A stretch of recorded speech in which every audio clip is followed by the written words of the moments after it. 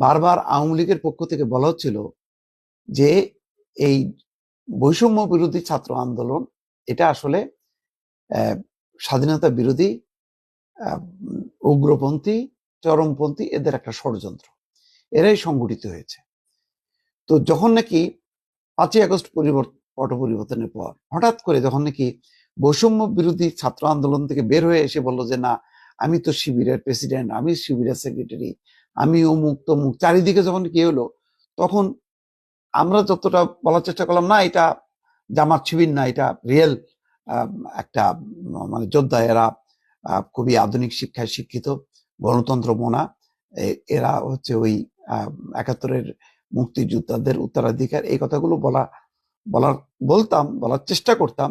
কিন্তু একটু ধাক্কাও খেতাম যখন নাকি হুট করে বৈষম্য বিরোধী ছাত্র আন্দোলনের যেই খোলস থেকে হঠাৎ করে বের হয়ে বলতেছে যে আমি শিবির, আমি শিবির, তখন কিন্তু কিছুটা বেশ আশাহত হলাম। আর এবার যেটা ঘটলো, আর তো বলার কিছু থাকে না। তাহলে কি শেখ হাসিনা এবং আওয়ামী লীগ যা বলতো সেটাই কি সত্য হয়ে গেল?